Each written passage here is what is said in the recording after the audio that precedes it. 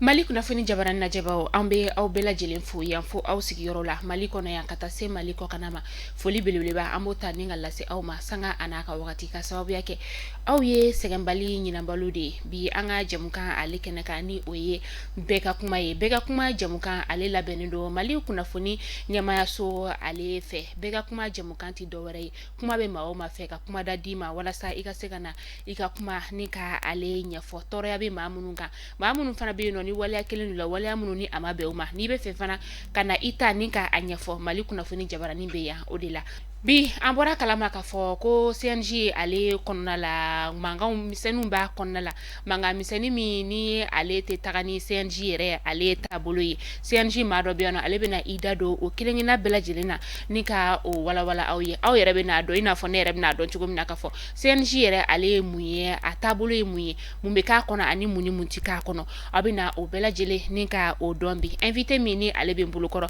a bɛna tɔgɔ n'a jamu ni ka o fɔ aw ɲɛna balimakɛ ni tile Ba Arso in clé. nse Baasi tɛ kɔni. baasi foyi tɛ yala i bɛ se k'i tɔgɔ ni jamu fɔ maa minnu bɛ k'an lajɛ nin wagati in na ani jɔyɔrɔ ye min ye CNG ale kɔnɔna la. Arso n bɛ foli di faso jama bɛɛ lajɛlen ma ka foli di aw yɛrɛ ma ka foli di a ka ɲɛmɔgɔso ma ka foli di an ka tɔgɔrankew bɛɛ lajɛlen ma ka foli di Mali jeunesse bɛɛ lajɛlen ma ne tɔgɔ Tidiane Sanogo. Je suis le président de la coalition des jeunes leaders pour la sauvegarde du CNG. An ka nɔgɔ jɛkulu dɔ sigi jɛkulu min ni min bɛ se ka i janto CNG la walasa kasara kana na CNG sɔrɔ ko kana CNG sɔrɔ bawo anw de sifinnakaw ye anw de kan ka CNG an de kan ka an janto a la. O diyara n ye sisan i bɛ se k'a fɔ a ɲɛna CNG yɛrɛ ye mun ye. Arso o ɲininkali jala n ye. CNG ye jɛkulu ye jɛkulu min bɛ Mali sifinnaka bɛɛ lajɛlen ka fɔ ɲɔgɔn na jamana ɲɛmɔgɔw ɲɛkɔrɔla la parce que c'est l'organe fêtière qui représente toute la jeunesse malienne n'an ko jeunesse Mali jeunesse bɛɛ lajɛlen ka ta san 18 ka taa bila san 35 la bon o hukumu kɔnɔna na CNG ye jɛkulu ye fana min bɛ Mali fan 14 bɛɛ lajɛlen na a ɲɛmɔgɔsoba o bɛ Bamakɔ yan wa a tɔgɔ di région kɔnɔna na an ka jamana marabolo wɛrɛw la n'a fɔ ko Kayi fɔ ka taa bila Kidali yan fan fɛ CNG a bureau régionaux bɛ yen nɔ ani communes kɔnɔna na a bureau communal bɛ yen fana. Sisan jamana in kɔnɔna la yan nɔ CNG yɛrɛ jɔyɔrɔ ye mun ye. CNG jɔyɔrɔba de bɛ CNG kɔnɔna na Mali kɔnɔna na. CNG ni ye CNG jateminɛ n'i ko jamana yɛrɛ Mali yɛrɛ n'i ye Mali yɛrɛ jateminɛ k'a da 100 sara la 70 walima 80 a bɛɛ sifinnakaw ye donc CNG jɔyɔrɔ Mali yɛrɛ kɔnɔna na jamana ka ɲɛta kɔnɔna na jamana ka basigi kɔnɔna na a ka ca kojugu bawo CNG de b'a permettre ka jamana sifinnaka bɛɛ lajɛlen k'o bɛɛ fara ɲɔgɔn kan olu hakilinata ye jumɛn ye olu bɛ se ka bilasira cogo min na jamana jɔ hukumu kɔnɔna na wa CNG ye jɛkulu ye fana jɛkulu min kɔnɔna na fana hakilinaw bɛ yen nɔ ani fɛɛrɛw bɛ se ka tigɛ cogo min na jamana sifinnakaw n'i ye sifinnakaw jateminɛ bi an bɛ taa maa 15 miliyɔn 16 walima 14 donc o hukumu kɔnɔna na CNG de bɛ sigi ka hakilila jagabɔ kɛ yalasa cogo min na ni sifinnaka minnu filɛ nin ye ninnu mago bɛ jumɛn ni jumɛn na nin waati in na ni sifinnaka ninnu filɛ nin ye an bɛ se ka fɛlɛ jumɛn sigi sen kan walasa jamana yɛrɛ n'i y'a mɛn ko jamana a fɔ cogo min na ko jamana ka siniɲɛsigi a ka jeunesse ye donc CNG filɛ nin ye CNG ye fɛn ye a bɛ a ka avenir jamana ka avenir a bɛ hakilila jagabɔ kɛ olu dɔ kan a bɛ jamana ka avenir a bɛ o yɛrɛ de sinsin donc o hukumu na CNG an bɛ se ka fɔ jɔyɔrɔ min bɛ a la jamana kɔnɔna na jɔyɔrɔ dennin tɛ wa CNG an bɛ se ka CNG ta c'est une institution de la jeunesse malienne. CNG n bɛ fɛ k'a fɔ élection min bɛ kɛ CNG la a ɲɛmaa kan ka waati joli kɛ fanga la. Sariya se minnu tun bɛ yen nɔ CNG kɔnɔna na n'a fɔ ko bi an bɛ ka laɲini minnu kɛ n ko CNG sariya se minnu bɛ yen nɔ n ko o ka falen sinon min bɛ yen nɔ an bɛ se ka fɔ min bɛ yen bawo a ma falen fɔlɔ o ye CNG ɲɛmɔgɔ kan ka san 3 de kɛ mandat bɛ di a ma san 3 i bɛ o de kɛ i n'i ka bureau exécutif ani bureau communal mɔgɔ ani bureau régional mɔgɔ minnu bɛ sigi san 3 mandat de bɛ di aw ma ni o san 3 banna a ka mandat ni a tɔgɔ di n'a si ma tɛmɛ n'a si ma tɛmɛ san 35 kan i bɛ se ka kɛ candidat ye i ka ni a tɔgɔ di jamana jeunesse n'o ye a tɔgɔ di comment de danaya da i kan donc i bɛ se ka continuer mais dans les cas échéants n'o ma danaya da i kan ni maa wɛrɛ bɛ yen nɔ donc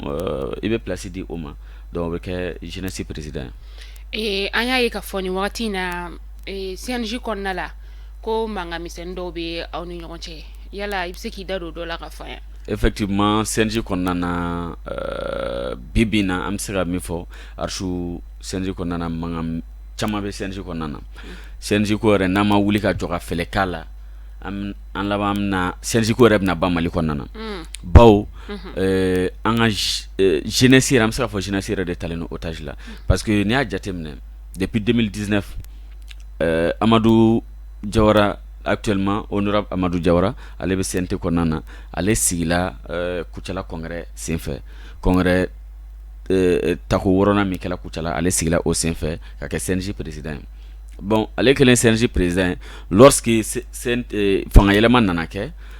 CNT ko nana na a fɔra ko jeunesse ka maa di ale garisɛgɛ sɔrɔ ale tala CNT kɔnɔna na donc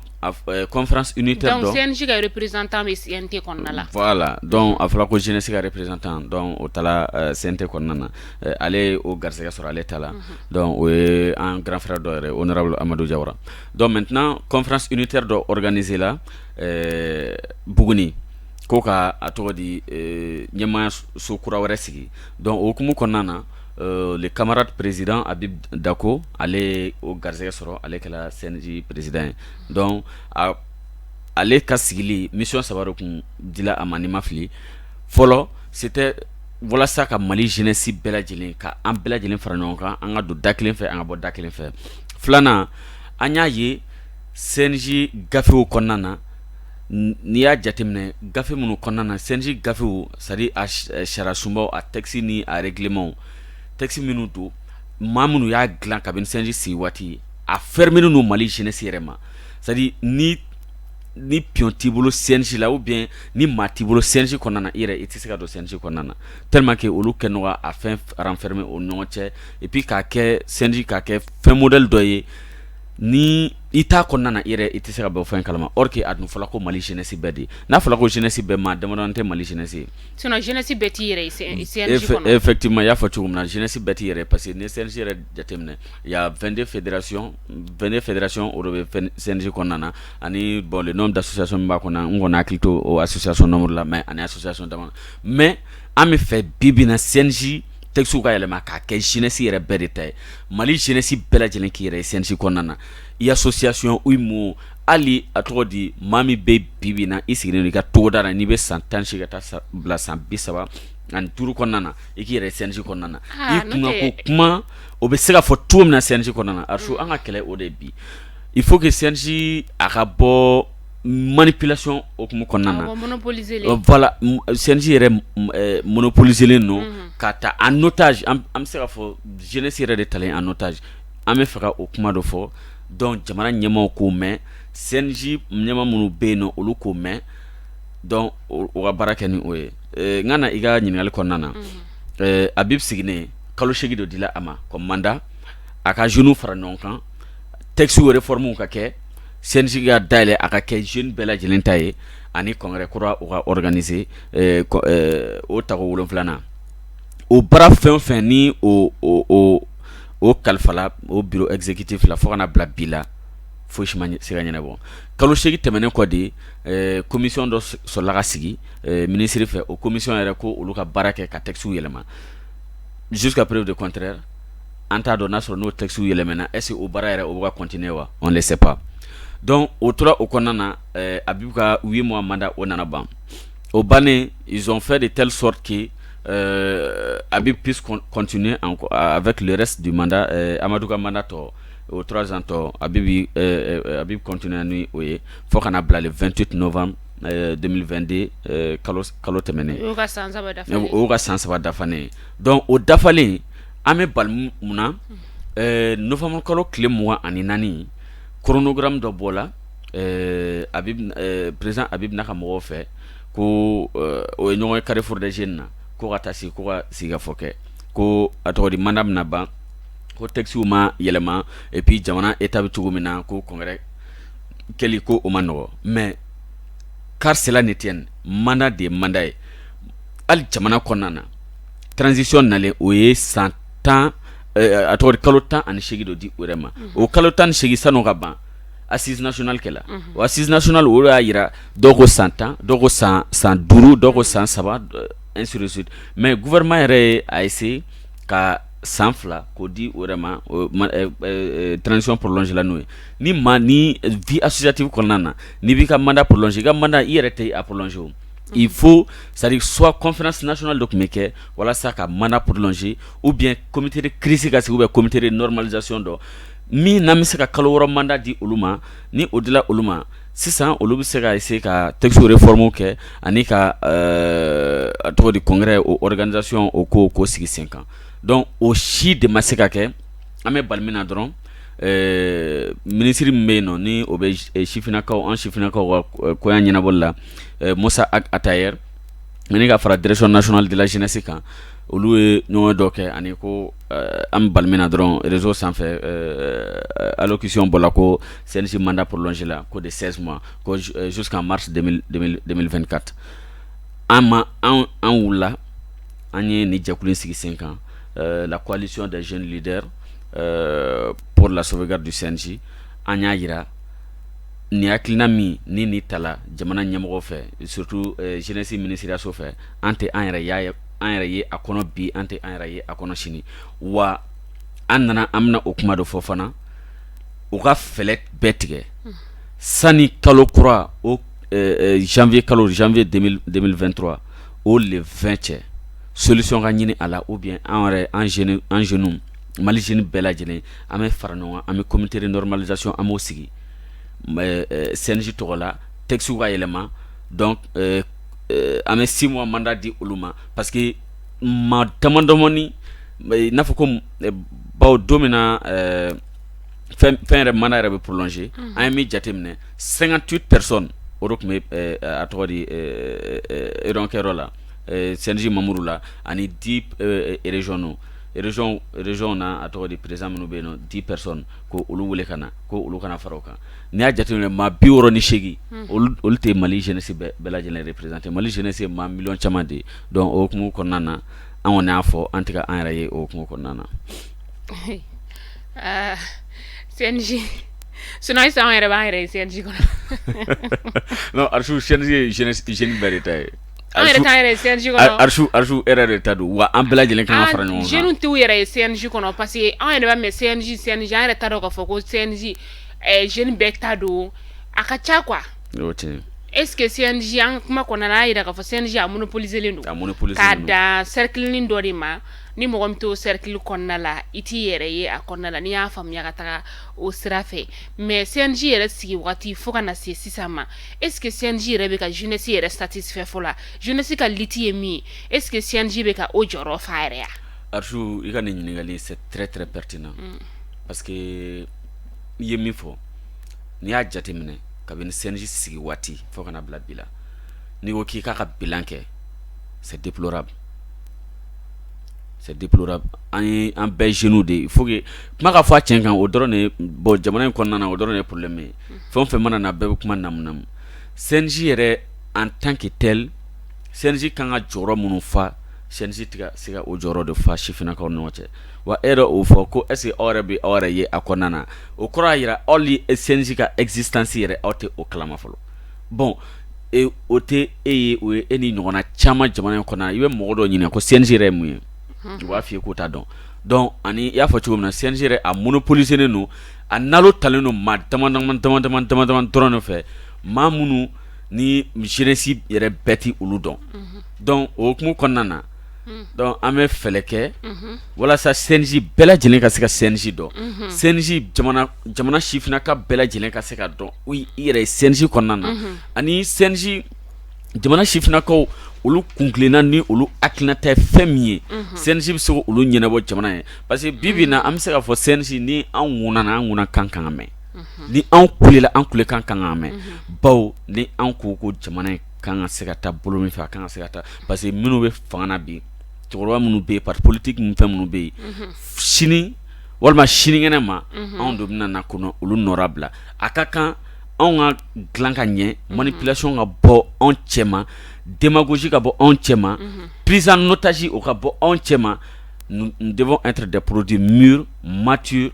très réflexifs qui soient à la hauteur walasa pour que nous puissions servir ce pays et en toute sincérité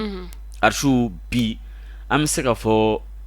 ni ko in yɛrɛ la ministre de CNJ tabi otage la le ministre Moussa Atayar ale de CNJ tabi otage la parce que ale fɛ ko ni ale ninnu ka mandat prolongé ko o bɛna mankan mandat mais o ye dɔ de fara mankan kan baw an tɛ ka se ka an yɛrɛ ye a kɔnɔna na wa Archou bi an kɛlen don ka campagne de sensibilisation de wuli Bamako ani Mali kɔ kan ka jeunes mobiliser ka jeunes sensibiliser donc mɔgɔ minnu bɛ yen nɔ ko olu kɛnɛ k'u ka mandat prolongé wɛrɛw ma o ka taa ka bɔ yen nɔ comité de crise ka sigi ou bien comité de normalisation dɔ ka sigi an ka baara kɛ ni ɲɔgɔn ye an ka baara kɛ ni jeunesse hakilina ye jeunesse mana min fɔ jeunesse kungilenna ye min an ka taa ni o kungilenna ye c'est purement une organisation apolitique et à but non lucratif. Tijani mina segin ye kɔfɛ dɔɔni i y'a yira k'a fɔ CNJ ale gérelen don ni jamana marabaga minnu bɛ fanga la wagati min na CNJ gérelen don olu de fɛ u bɛ o taabolo kɛ cogo jumɛn na Archou an ka jamana in kɔnɔna na bɛɛ b'a dɔn c'est à dire fɛn o fɛn bɛ yen nɔ ko n'i ka partenariat fɔlɔ parce que CNJ ka partenaire fɔlɔ o ye ministère de la jeunesse de ye o ye état de en un mot n'i ka partenaire fɔlɔ n'i ka partenaire fɔlɔ ye état ye l'état fait tout pour essayer de te monopoliser c'est ce qu'on dit c'est l'état à la force ko fanga bɛ état la mais état fana ka fanga ye jamana kɔnɔdenw de donc o hukumu dɔ kɔnɔna na i bɛ taa sɔrɔ a jate de bɛ minɛ ni karisa in n'an ye ni karisa in kɛ nin ko in ɲɛmɔgɔ ye donc an bɛ se ka ninnu manipuler ka ninnu don an ɲɛna da fɛ donc ninnu bɛ se ka sɔn an taw ma donc maa minnu bɛ yen nɔ ni olu bɛ révolter olu ye récalcitrants ye donc aw tɛ se ka ɲɛ sɔrɔ a kɔnɔna na. I ka kuma latigɛ tɛ o b'a yira k'a fɔ ko état de bɛ CNJ ɲɛmɔgɔ sugandi ya. En quelque sorte hali n'a ye vote kɛ cogo dɔ la i bɛ taa sɔrɔ état de bɛ CNJ ɲɛmɔgɔ sugandi parce que a bɛɛ bɛ kɛ ko de façon ko consensus donc an yɛrɛ an bɛ fɛ ka bɔ o la hali ka kɛ CNJ hali ka kɛ candidat ye a fɔ de ko a ka liste k'a ka na ni a ka liste ye c'est-à-dire i bɛ liste dɔ représenter a ka association minnu faralen ɲɔgɔn kan a ka o liste représenter donc nin ye ninnu ka candidat ye nin ye ninnu ka candidat an fɛ a ko in ka bɔ o kɔnɔna na n'i bɛ ka kɛ CNJ candidat ye il faut que plan d'action de k'i bolo ni nana Archou c'est-à-dire ni ko ye ni fɛn de bɛ n bolo ni nana min kɛ jeunesse ye wa n bɛ nin fɛn ɲini ka di jeunesse ma n ka mandat kɔnɔna na certes a bɛ se ka kɛ i tɛ se k'a bɛɛ kɛ mais k'i jilaja n'i ye point 3 ta i k'i jilaja au moins parmi ces 3 points 90% ou bien 80% k'i jilaja i ka se ka olu kɛ jeunesse ye mais tel n'est plus le point encore ça sɔrɔ CNJ président bɛ yen CNJ yɛrɛ kɔnɔna na i t'a sɔrɔ fɛn caman malversation caman bɛ kɛ sur le plan financier wariw kɛlɛ tan wariko mankan fɛn caman quoi donc vraiment c'est déplorable. Sinon ne yɛrɛ ka hakilina la à travers la CNJ état yɛrɛ bɛ se ka formation kɛ jeunesse kunna ka se ka jeunesse former fɛn caman na CNJ ka olu caman bɛ kɛ parce que n'i y'a jateminɛ hali commune kɔnɔna na minnu ye a safunɛ dilan ni a tɔgɔ di kalanni ni fɛnw ye APJ mɔgɔw parce que CNJ travaille également en collaboration avec l'APJ voilà donc olu bɛ o formation ni fɛn ninnu kɛ donc n'o bɛ kɛ commune kɔnɔna na CNJ bɛ impliqué a kɔnɔna na disons donc walasa o baaraw ka se ka taa ɲɛ parce que CNJ a jatelen don n'a fɔ ko jeunesse ɲɛmɔgɔ de ye ninnu ye n'a fɔ n'a bɛ commune kɔnɔna na jeunesse ɲɛmɔgɔ de ye ninnu ye n'a bɛ région kɔnɔna na jeunesse ɲɛmɔgɔ de ye nin ye donc a bureau exécutif yɛrɛ jamana ɲɛmɔgɔ mako bɛ hali Asimi ye kuma min fɔ de passage comme a ko ko je suis jeune au même titre que vous si j'échoue c'est toute la jeunesse malienne qui a échoué a y'o fɔ don min na o y'a sɔrɔ CNJ mɔgɔ dɔ tun welelen don o kɛnɛ kan donc o kuma fɔla yen nɔ de c'est comme jeunesse dɔ tun welelen don o kɛnɛ kan donc me profiter ka micro fait ka ñini Assimi refait comme il a si bien dit. Rappelez-vous, je suis jeune au même titre que vous. Si j'échoue, c'est toute la jeunesse malienne qui a échoué. Donc maintenant, nous voyons que la jeunesse malienne est divisée. La jeunesse malienne est en train d'aller amgata dakundo fe mi mandi un donc ama ñini jamana kuntigi refe ani jamana ñemogo fe ani ministre so munube chifna ko kuna ani premier ministre o ka wuli o ka jo o ka ni koy o ka solution ñini ala sani akana déjeuner angon an ultimatum dineno d'ici le 20 janvier ni comité de normalisation ma sigi ou bien siga fo ka ke en genou ni ñoŋoce ou bien comité de crise ga sigi en ame en responsabilité bela jeleta jamana ka ñeta kama jamana ka basigi kama ani chifna ko wara ka ñeta kama ni mali jeune bela jene be sega do daklen fe bo daklen fe tugo mino d'accord aywa mali kuna fini jabaran la jabo hakli la anga bi jamugan kene ka noye bega kuma ye aw chama ye family ni ka o sorala tijani anga kunu ale be ka se shana wole kan jume be ibolo yana anga jamugan ale kunche Archou vraiment merci infiniment ma fo dante folimina ka mali kuna fon TV a barakela bela jelen fo a technicien a bela jelen mogo mabo mogo la ka foli di anga jamana nyamoko ma ka foli di anga transition nyamoko ma ka foli di jamana kono dem bela jelen ma ka foli di anga chifina ka bela jelen ma ka foli di anga tondo fanama la coalition des jeunes leaders pour les sauvegardes du CNJ ani ani mogoro fana biga barake no bolo qui est le cadre de concertation pour la relecture du texte du CNJ ni onyamo o maman nyare ame foli di alena ka jakulu fanama donc ka ñini anga kuma la ka djumé alsa ñini kanedo ani laseli do ka ñasi anga jamana ñamogo ma o ka wuli o ko jo ne ko na ne ko anga sega fele soro anga sega solution soro ni mangambe furugu me jenu ni ñongoce kodo ñoma me an jenu ni ñongoce ne ko anga sega ba ka ñini jamana ñamogo yere fe aki wuli aki impliquer ne ko na anga sega solution soro la yani an ye wati mi fo le 20 janvier cɛ ni le 20 janvier kɔni sela an kɔni an y'an ta fɔ an bɛ na gafe sɛbɛn k'a ci autorité bɛɛ lajɛlen ma ka bɛɛ lajɛlen bɔ a kalama ni nin waati in sela ka sɔrɔ ko in ma se ka sigi sen kan an fana an jɔrɔ ye min jamana ko la an bɛ taa ni o sira ye donc an bɛ bɛɛ lajɛlen fo merci beaucoup Asou an bɛ dugawu de kɛ ala ka jisuma k'a fura ye jamana kɔnɔna la ni wagati na an bɛ dugawu de kɛ halisa ala ka basigi ala k'o lana an ka jamana ale kɔnɔna la ni sifinakaw fana sera ɲɔgɔn ma o fana ye kuma wɛrɛ jamana kɔnɔ anti ala delu la anti ala deli futene la jamana in kɔnɔ bile an bɛ dugawu kɛ halisa ala ka fɔ ka bɛn kɛ aw ni ɲɔgɔn cɛ ka sigi ka kuma k'o kɛ a fura ye o kuma la mali kunnafoni jabarani lajabaw ni ne bɛ dansigi an ka bi jamukan na ni o ye bɛɛ ka kuma